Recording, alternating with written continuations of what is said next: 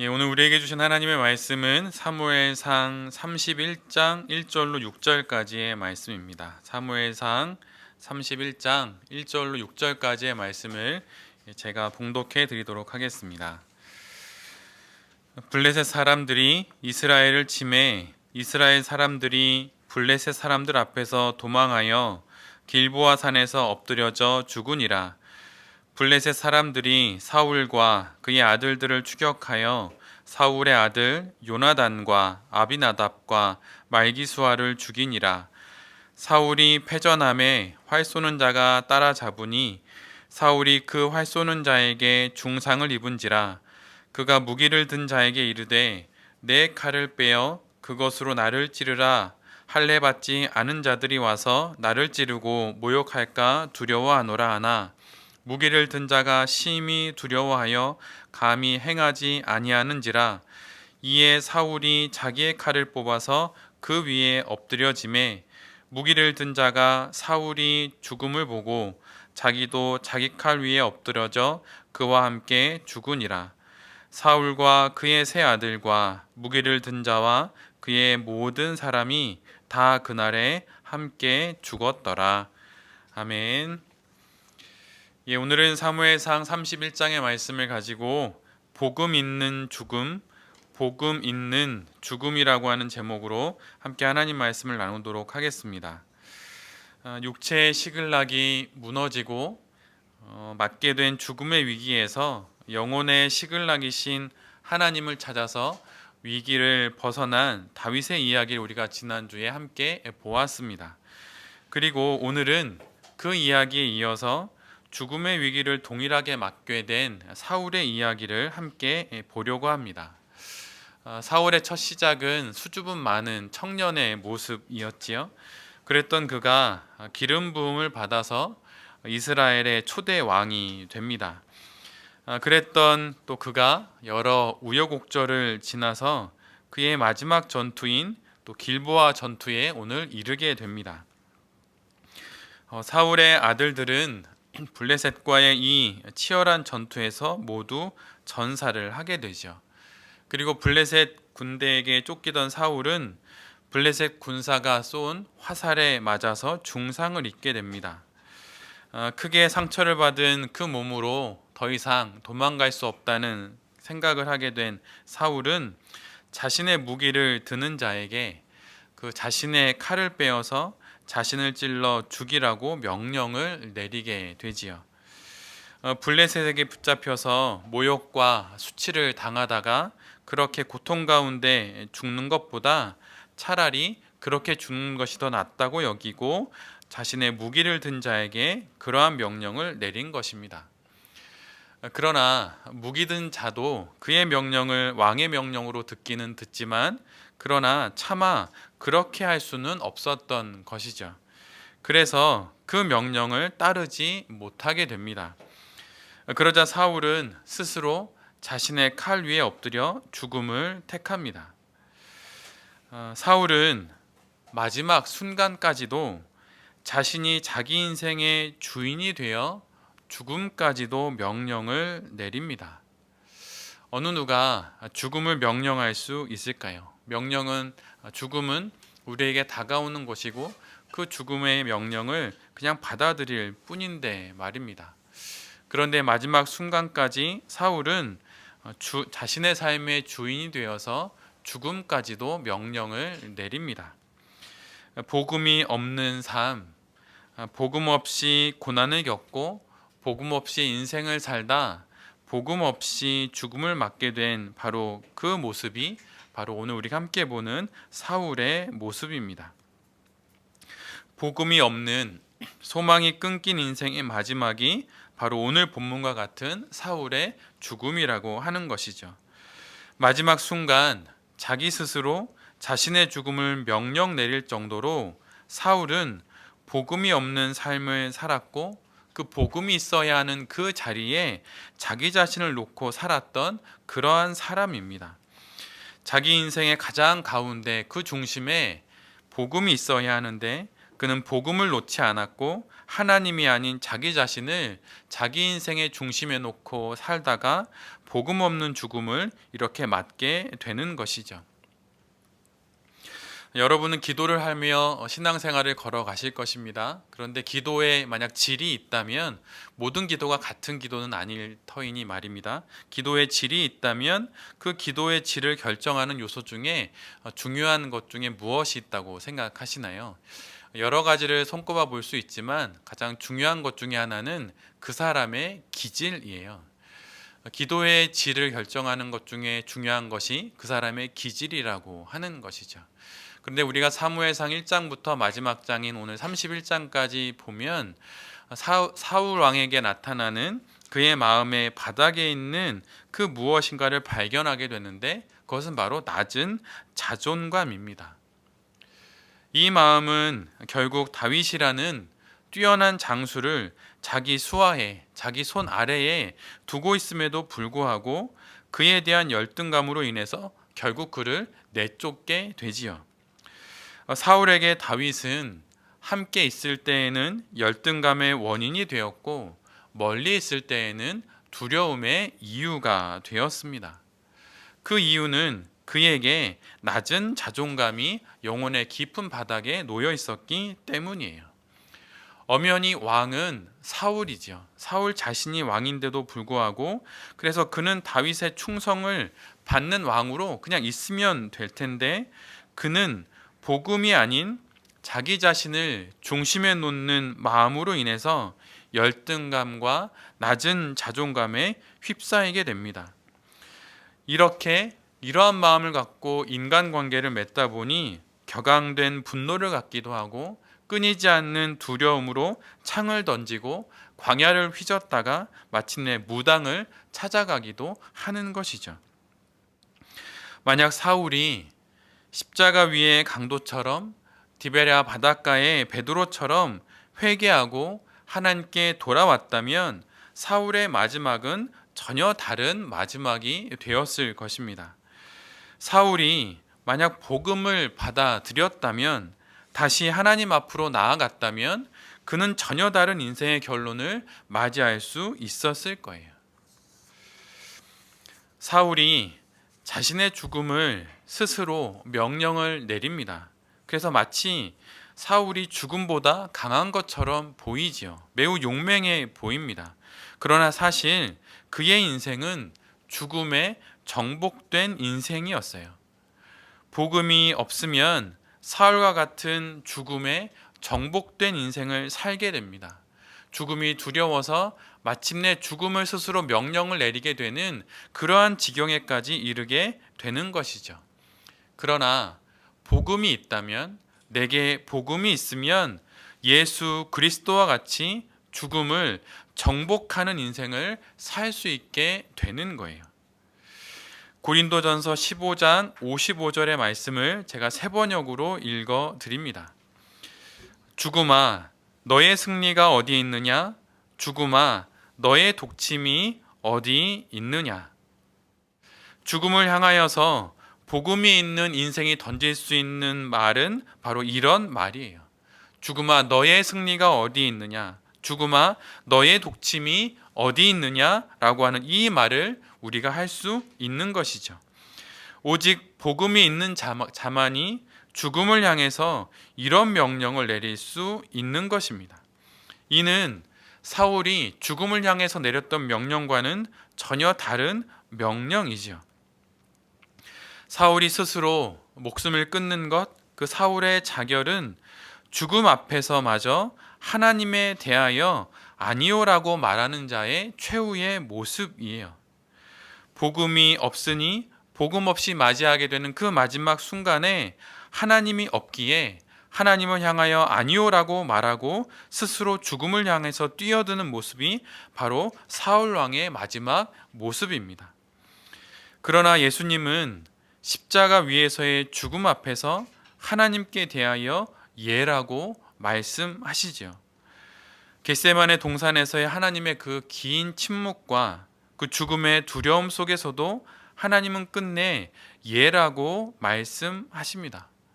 그리고 이 예라는 대답을 통해 예수님은 결국 부활의 첫 열매가 되어 우리에게 오시게 되는 것입니다. 이것이 복음 있는 인생의 최종이에요. 죽음을 향하여서 죽음아 너의 승리가 어디 있느냐? 죽음아 너의 독침이 어디 있느냐? 이렇게 말할 수 있는 사람은 복음 있는 인생을 살다 복음 있는 죽음을 맞게 되는 그 사람입니다. 바로 그 사람만이 이런 명령을 내릴 수 있는 것이죠. 예수님은 복음 때문에 목숨을 내놓으셨습니다.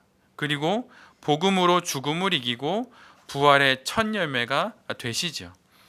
그러나 같은 기름 부음을 받은 사울은 복음이 없기에 수치심과 모멸감, 두려움에 짓눌려서 허망한 죽음을 스스로 택합니다. 기름 부음을 받는다는 것은 내 뜻대로가 아니라 내 머리에 부어진 기름이 흘러가는 대로 이제는 살겠다고 그러한 약속을 하나님께 하는 거예요. 그런데 사울은 이를 거역하고 자신의 뜻을 따라 살다가 그렇게 거역하다가 죽음을 맞게 되는 것이죠. 복음이 있는 죽음은 바로 예수 그리스도와 같은 죽음이고, 복음이 있는 죽음은 또 다른 복음의 씨앗이 되어서 이 세상에 복음의 열매를 맺게 되는 것입니다. 그러나 복음이 없는 죽음은 한 줌의 흙으로 끝나버리는 그런 죽음이 될 뿐인 것이죠. 히브리서 2장 14절 하반절로 15절에 이런 말씀이 있어요. 그도 또한 같은 모양으로 혈과 육을 함께 지니심은 죽음을 통하여 죽음의 세력을 잡은 자 곧 마귀를 멸하시며 또 죽기를 무서워함으로 한평생 매여 종노릇하는 모든 자들을 놓아주려 하심이니. 히브리서 2장의 이 말씀에는 두 존재가 등장합니다. 하나는 죽음을 통하여서 죽음의 세력을 잡은 자 곧 마귀이고, 또 한 사람은 죽기를 무서워함으로 한평생 그 마귀의 손에 매여서 죽음의 종노릇하며 살아가는 사람들을 말하고 있어요.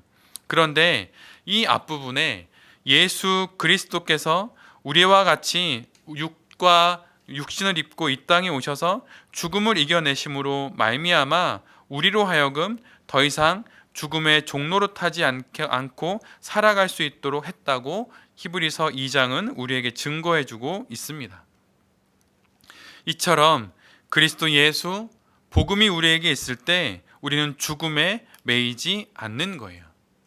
그러나 복음이 없으면 죽음에 매여 살다가 결국 복음 없이 죽음을 맞는 것이죠. 우리 앞에는 이 두 길이 놓여져 있습니다. 복음이 있는 죽음과 복음이 없는 죽음, 이 두 길이 우리에게 놓여 있어요.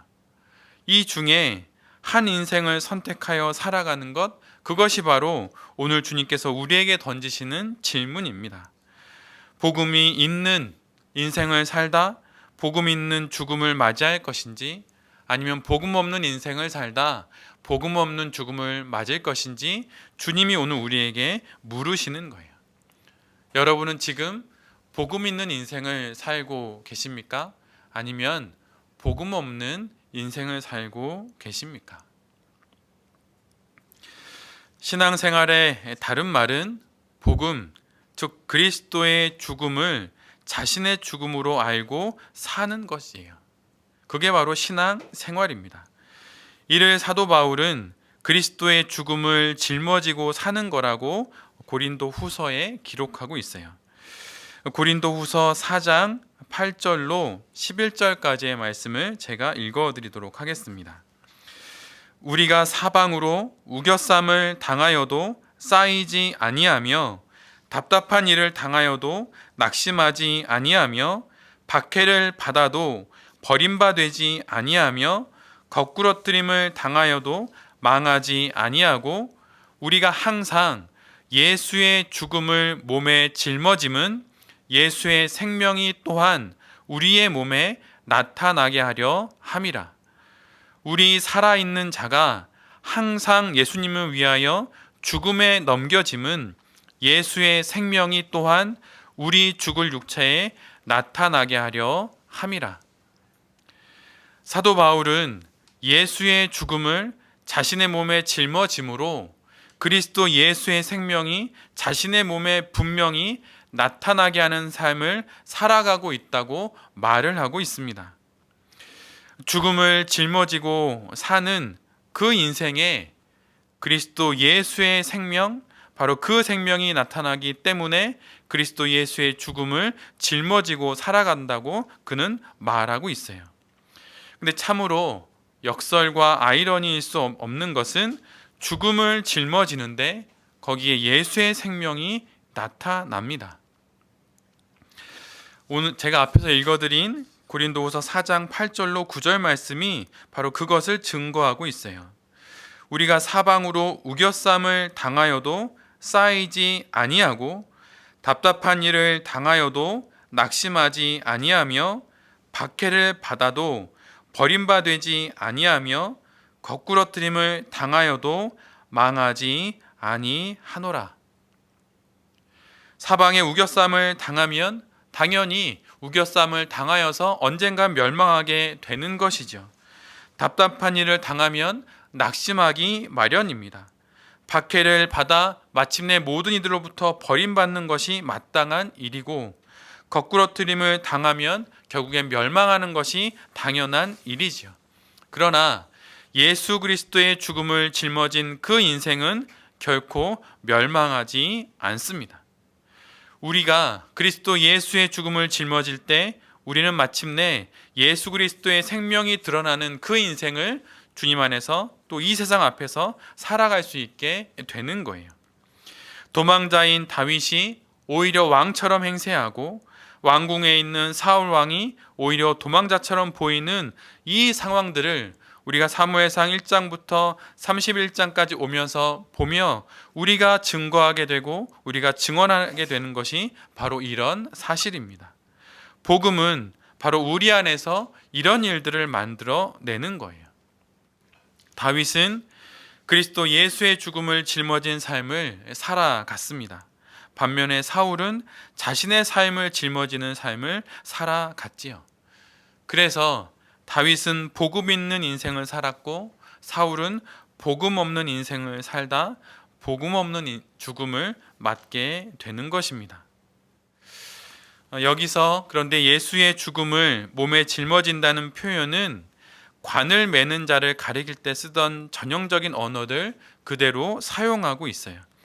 즉 시신을 운구하는 그러한 모습처럼 예수 그리스도의 죽음을 그 자신의 영혼의 어깨에 관을 매는 자처럼 그렇게 매고 살아간다고 하는 것입니다. 그리고 그것이 단순히 영혼의 어깨에만 그리스도의 예수의 죽음을 매는 것이 아니라 몸으로까지 살아낸다는 의미를 내포하고 있어요. 믿음이란 바로 이 복음, 예수 그리스도의 죽으심을 몸으로까지 짊어지고 사는 것을 의미합니다. 신앙은 결코 공부가 아니에요. 공부가 필요하지만 그 이상입니다. 신앙은 감동하고 또한 은혜 받는 것이기도 하지만 그 이상이에요. 그리고 신앙은 왕이 되는 것 그 이상입니다. 사울은 이 사실을 보지 못했기에 하나님의 은혜로 왕의 자리에 오르게 되었지만 결국 자신이 자기 인생의 주인이 되어서 마침내 그 왕의 자리에서 복음 없는 죽음을 맞게 되는 것이죠. 말씀이 육신이 되어 우리 가운데 왔다고 하는 말씀이 있습니다. 근데 이 말씀이 무엇일까요? 이것은 성경 속에 기록된 예수님의 입의 말씀만이 아니라 그분이 몸으로 사신 그 삶까지도 바로 그분의 말씀이라고 하는 겁니다. 그리고 이 말씀을 알고 이 말씀을 몸으로 사셨던 예수 그리스도의 삶을 바로 우리의 인생 속에서 우리의 신앙생활로 살아가는 것, 바로 그것을 말하고 있는 것이죠.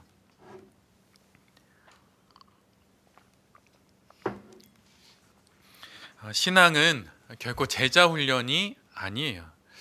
나의 신앙이 깊어지지 못하는 이유는 내가 훈련받지 못했기 때문이 아닙니다.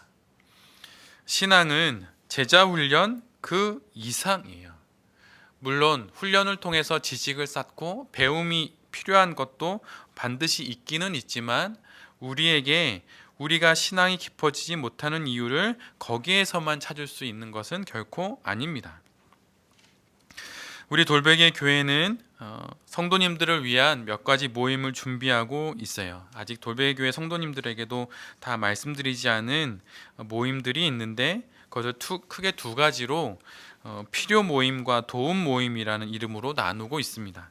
그런데 그 모임을 두고 하는 여러 한 10가지 정도의 약속이 있는데 그 약속 중에 두 번째 약속이 이런 이름으로 기록되어 있습니다. 한번 읽어드릴 테니 잘 한번 들어보세요. 모든 모임의 두 번째 약속인데 그것은 바로 이런 거예요. 모임은 지식을 배우고 가르치는 과정이 아니라 관계 안에서 성령님과 함께 삶을 나누고 예수 그리스도를 만나고 알고 따르고 본받는 시간입니다. 이것이 양육, 공부 또는 학교라는 이름을 붙이지 않는 이유입니다. 그러기에 이 모임에서 가장 중요한 것은 예수님을 바라보는 것과 하나님 앞에서 그리고 관계 안에서의 겸손, 솔직, 그리고 경청, 그리고 성실과 순종입니다. 예수 그리스도의 죽음을 짊어진 신앙은 인격적으로 변하는 것, 그리고 정서가 변하는 것까지예요. 그리고 몸이 바뀌는 것까지이죠. 예수 그리스도가 이 땅에 오셔서 그분이 말씀을 통해서 우리에게 하나님의 말씀을 전해주시고 우리를 따뜻한 그분의 마음으로 품어주시고 또한 그분의 몸으로 우리와 함께 하셨듯이 우리가 하고 있는 신앙생활은 바로 이 모든 것 가운데 예수 그리스도처럼 살아가는 것입니다. 몸으로까지 함께하지 않는 신앙은 쉽게 거짓이 될 수 있어요. 몸의 복종을 요구하지 않는 어떤 신앙의 지식과 또 영혼의 순종은 그럴듯한 말잔치와 지식의 향연에 지나지 않습니다. 믿을 신자의 신앙을 넘어서 몸 신자의 신앙으로 우리의 참된 신앙을 증거할 수 있어야 하는 것이죠. 그러기에 참된 신앙의 증거 중 하나는 몸의 변화이고 또한 습관의 회개입니다. 습관이 거룩하게 변하는 것, 그것이 바로 참된 신앙의 증거라고 하는 거예요. 보는 것이 바뀌고 듣는 것이 변하고 읽는 것이 바뀌고 말하는 것과 가는 곳 또한 먹는 것 등이 변하는 것이 참된 신앙의 길을 걸어가고 있다는 증거가 될 수 있는 것이죠. 우리가 그리스도 예수의 죽음을 짊어지고 있다고 말할 때 사도는 분명히 그 장소가 몸이라고 말하고 있어요. 예수 그리스도의 죽음을 내가 나의 몸에 짊어지고 있다고. 그래서 그에게 바로 하나님의 스티그마, 그 흔적이 있다고 그렇게 말하고 있는 것이죠. 몸의 변화는 우리에게 그렇게 나타나야 하는 것입니다. 아무리 말을 많이 한다고 해서 아무리 그럴듯한 찬양을 하고 그럴듯한 설교를 하고 예배를 드린다 하더라도 그에게 그리스도 예수의 죽음을 짊어진 그의 몸의 증거가 없다면 그 모든 것은 아직 모자란다고 말할 수 있는 것이죠. 몸의 변화가 일어날 때 그리스도 예수의 죽음을 짊어진 그 몸이 우리에게 있다면 가장 먼저 드러나는 것 중에 하나는 바로 말의 변화일 것입니다. E.M. 바운즈라고 하는 분이 이런 이야기를 하셨어요. 사람들에게 하나님에 대하여 말하기보다는 하나님에게 사람들에 관하여 말하라. 사람들에게 하나님에 대하여 말하기보다는 하나님에게 사람들에 관하여 말하라. 그런데 다시 우리는 사람들에게 하나님에 관하여 아주 많은 이야기를 하죠. 그런데 E.M. 바운즈는 그렇게 하지 말라고 말하고 있어요. 하나님에게 사람에 관하여서 말을 하라고 말이죠. 사실 충분히 하나님께 사람들에 관하여 말한 사람들은 굳이 사람들을 찾아가서 그들에게 자신의 이야기를 하거나 하나님에 관하여서 말할 필요를 많이 느끼지는 못합니다. 말하고 싶어도 그럴 만한 힘이 별로 없지요. 교회를 위한 헌신을 이야기한다 하더라도 실제로 하나님 앞에 그 많은 것들을 이야기했던 사람들은 실제로 교회에서 그렇게 많은 이야기를 하지는 않아요. 영혼에 무엇인가 쌓이면 말하고 싶은 마음이 마치 우리 안에서 누룩을 넣은 빵처럼 부풀어 오르기 마련입니다. 그럴 때 성도는 하나님 앞에 나아가서 기도를 함으로 그 바람을 빼야 하는 거예요. 그리고 하나님이 주신 깨달음을 몸으로 살아내야 하는 것이죠. 신앙이란 몸과 마음의 끊을 수 없는 연관성에 대해서 깊이 알아가고 또 복음을 몸과 마음, 즉 온 존재를 통해 살아내는 거예요. 그래서 신앙은 결국 교회 안에서의 모습만으로 그 사람의 신앙을 다 알 수가 없어요.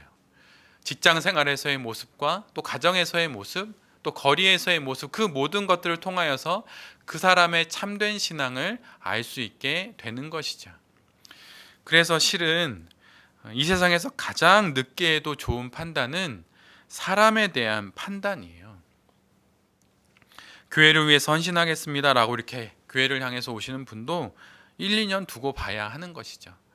길게 그분의 신앙이 어떠한 모습인지, 어떤 곳에서 어떠한 모습이고 또 모든 곳에서 어떠한 모습으로 신앙생활하는지 길게 보면 됩니다. 교회는 어떤 사업체가 결코 아니기 때문에 특별한 일도 별로 없어요. 예배만 잘 드리면 되는 것이죠. 마음을 다해서 찬양하고 마음을 기울여 기도하고 그리고 하나님 말씀을 듣고 또 그걸 갖고 기도하면서 살면 그게 교회가 할 일의 전부입니다. 나머지는 다 부수적인 거예요. 근데 부수적인 것에 너무 마음을 두다 보니 오히려 가장 먼저 봐야 할 하나님 앞에서의 나의 모습을 보지 못하게 되는 것입니다. 그러다가 하나님 없는 신앙생활하고 복음 없는 삶 살다가 복음 없이 고난을 맞고 복음 없이 헤매다가 복음 없는 죽음을 맞게 되는 것이죠. 우리가 소위 하나님의 말씀을 깨달았다라고 할 때 그 깨달음은 어떤 지적인 깨달음이 결코 아닙니다. 그것을 넘어서는 거예요. 혹시 지적인 알미 부족하다면 당연히 공부를 해야 합니다. 또 그 공부가 참 큰 은혜가 되는 것을 많이 경험하게 돼요. 공부하다가 은혜 많이 받습니다. 그런데 그거를 넘어서는 지점에 우리 주님이 계세요. 공부를 하고 말씀 묵상을 하고 은혜 받았으면 그 다음엔 기도하는 자리로 가야 합니다. 또 기도하고 은혜 많이 받았으면 그 은혜를 갖고 찬양을 올려드려야 하는 것이죠.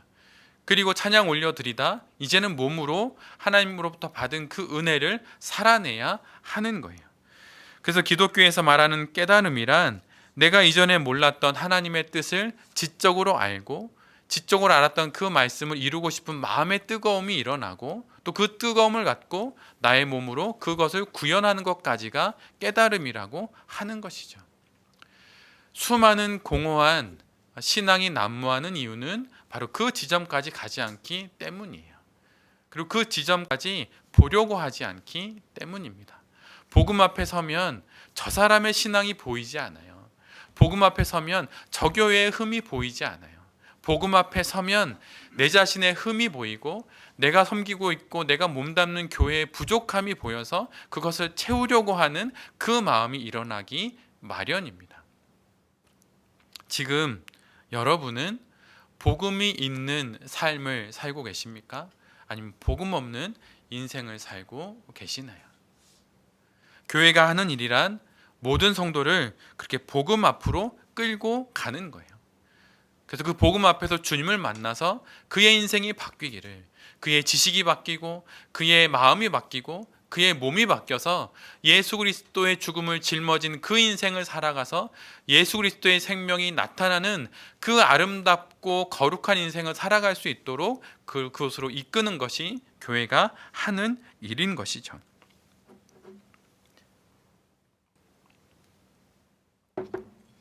성도가 살아간다는 것은, 또 성도로 살아간다는 것은 이처럼 예수 그리스도의 죽음을 몸에 짊어지고 예수 그리스도의 생명을 마음껏 만끽하며 살아가는 것입니다.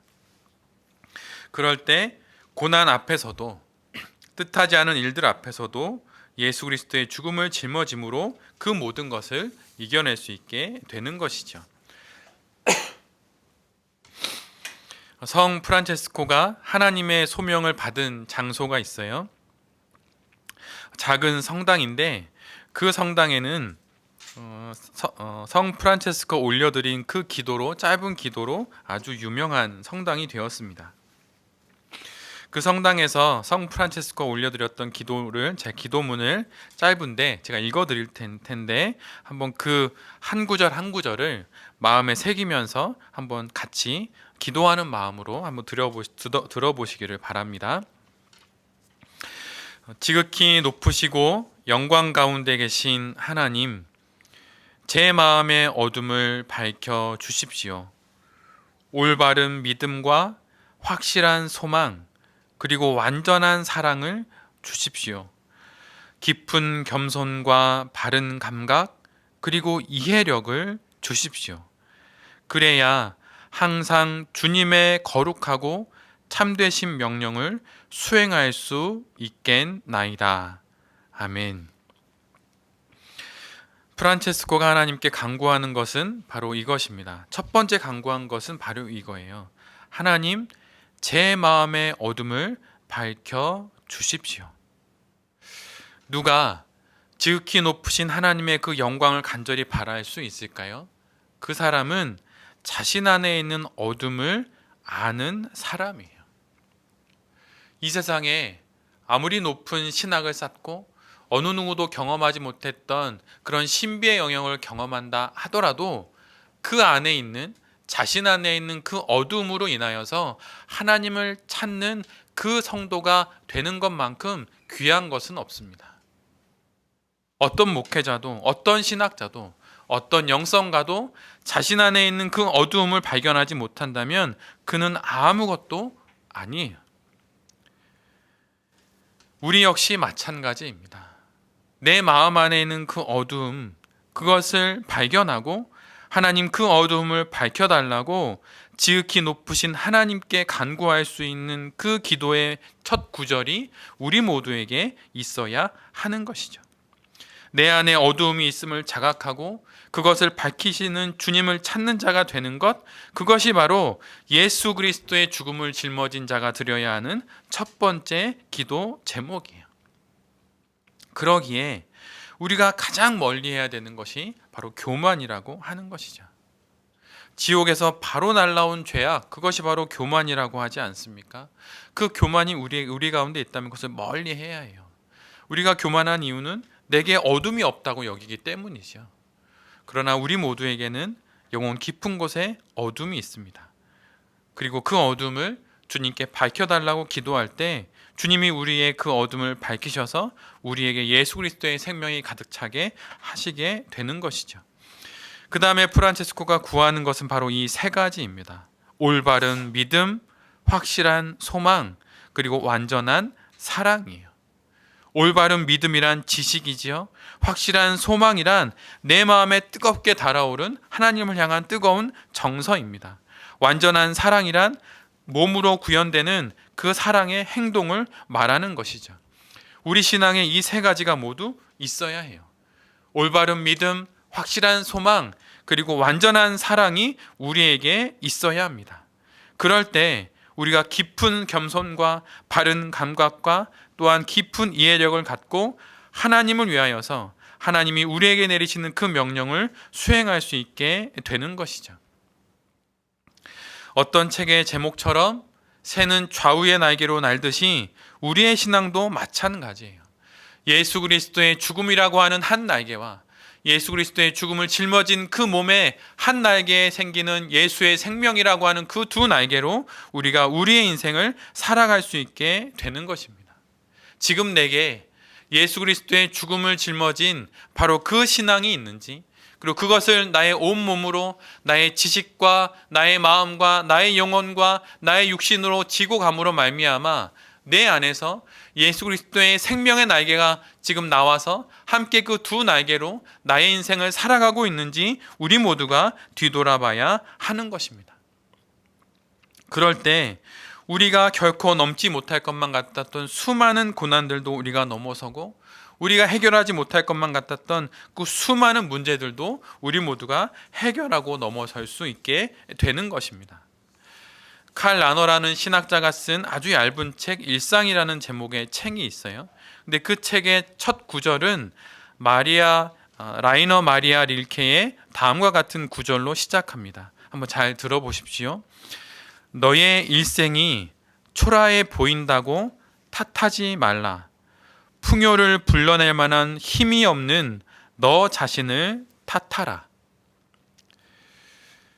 우리의 일생이 초라해 보인다고, 그래서 나의 삶의 조건들이 안 좋고 나의 삶의 형편들이 안 좋아서 내가 이렇게 초라하게 산다고 탓하지 말라는 것입니다.